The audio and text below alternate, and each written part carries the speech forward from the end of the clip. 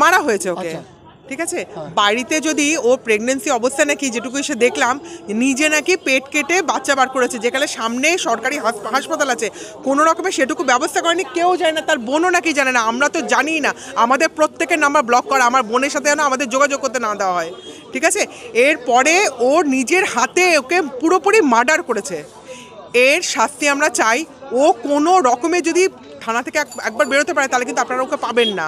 পকেটের মধ্যে প্রচুর টাকার বান্ডিল নিয়েও ঘুরে বেড়াচ্ছে, কোথায় পুরোপুরি গায়েব হয়ে যাবে, আপনারা কিন্তু ওকে পাবেন না। প্রায় অশান্তি হতো মানে প্রচণ্ড। আমার বোনকে আগের বার ছোট বাচ্চাটা ফটো পাঠিয়েছে, সেই ফটোতে চোখের মধ্যে রক্ত জমা, পুরো এরকম জায়গায় পুরো রক্ত জমা, মানে ওকে মেরে ফাটিয়ে দিয়েছে। সেই অবস্থায় ছোট বাচ্চাটা ফটো তুলে তুলে আমাদের গ্রুপে দিয়েছে যেন আমরা দেখতে পাই। আর এখনো গিয়ে দেখুন বোধহয় ঠোঁট দিয়ে রক্ত বেরোচ্ছে, এখনো বোধহয় মেরেছে ওকে।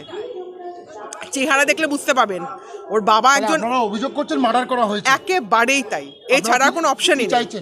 ও শাস্তি হোক, যত এর যতটা ম্যাক্সিমাম শাস্তি হতে পারে সেই শাস্তি যেন ওর হয়। ওর স্বামীর বিরুদ্ধে অভিযোগ, তাই তো? একদমই তাই। ওর স্বামী সুতাজ ভট্টাচার্য, ও ছাড়া আর কেউ কিছু করতে পারে না। মারা গেছে তার নাম কি? অঙ্কিতা ভট্টাচার্য। এই মুহূর্তে তো ভট্টাচার্য বাপের বাড়িটা। আপনার নাম? আমার নাম কল্যাণী ভৌমিক। আপনি কে হন? আমার মামার মেয়ে, আমার নিজের মামার মেয়ে, একটাই মামা আমার। হ্যাঁ,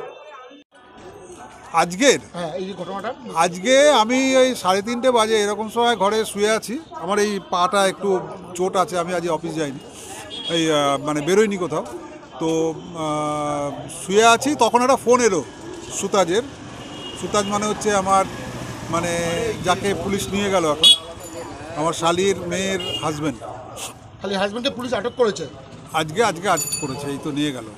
আমাকে বললো হঠাৎ করে কেঁদে টেদে বললো যে চুমকু নেই, হ্যাঁ, ও অঙ্কিতা চোখ খুলছে না, একটু আগে আমি ওকে খাইয়েছি, এই করেছি সেই করেছি। আমি তখন খুব রেগে গেছি। আমি বললাম যে তুমি কি বলতে চাইছো সেটা পরিষ্কার করে বলো। তখন আমাকে বললো অঙ্কিতা নেই, অঙ্কিতা চোখ খুলছে না, হ্যাঁ, কথা বলছে না আমার সঙ্গে। আমি তার মানে তুমি কি বলতে চাইছো যে অঙ্কিতা মারা গেছে? বলছে হ্যাঁ ও তো মারা গেছে। আমি বললাম যে তুমি মানে ডাক্তারের কাছে যাওনি কেন? কি হয়েছে না হয়েছে, আগে পিছিয়ে কিছু ঘটনা তো আছে, কি কারণে হয়েছে? তখন বললো যে না, ওর 2-3 দিন আগে ওর একটা প্রেগনেন্সি ছিল, তো ওর বাচ্চা হওয়ার ছিল, সেই বাচ্চাটা হয়ে গেছে। আমি সেদিন রাত্রবেলা আবার গঙ্গায় ফেলে দিয়ে এসেছি, মরে গেছে বলে গঙ্গায় ভাসিয়ে দিয়ে এসেছি, হ্যাঁ।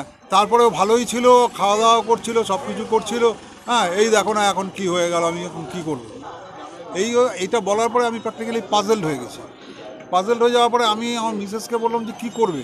সেও তো শুনে, আর ওর যে ছেলে, সুতাজের যে ছেলে, সে আমার কাছে থাকে। এই সুতাজের ছেলে কোথায় আছে? ও খেতে গেছে না?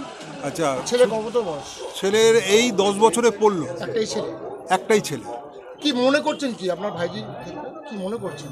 দেখুন, আমি মানে কোনো বিশেষজ্ঞ নই যে আমি দেখে ডেড বডি দেখে বলতে পারবো যে এই ডেড বডিটা কবে কাটে। আমি ঘরে ঢুকতে পারিনি, এইটুকু বলতে পারি যে দুর্গন্ধে ঘরটা ভর্তি ছিল। মেরে আগে রেখে দেওয়া হয়েছিল বলে মনে হচ্ছে। মেবি হতেও পারে। তারপরে পুলিশের কথা অনুযায়ী পুলিশকে যখন জবানবন্দি দিয়েছে, তখন পুলিশকে কি বলেছে সেটা আমি অতটা চাইছেন আপনি? আমি চাইছি সাজা হোক।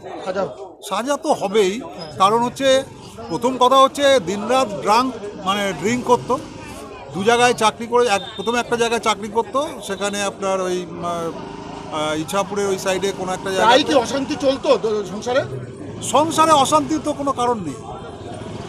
আমি যদি মনে করি আমার মিসেস সঙ্গে অশান্তি করবো। পার্শ্ববর্তী বাড়ির থেকে অভিযোগ এসেছে যে সংসার প্রায় অশান্তি হতো। অশান্তি দেখুন, হাজব্যান্ড ওয়াইফে অশান্তি হয়, থাকতেই পারে। সাজা চাইছেন তো? হ্যাঁ, আপনি কঠোরতম সাজা চাইছেন? হ্যাঁ, কঠোরতম সাজা তো চাই। আপনার নাম? আমার নাম হচ্ছে সমীরণ সরকার। আপনার কি হন আপনি? আমি ওর মেসো হই। অঙ্কিতা যে মারা গেছে তার মেসো, বড় মেসো।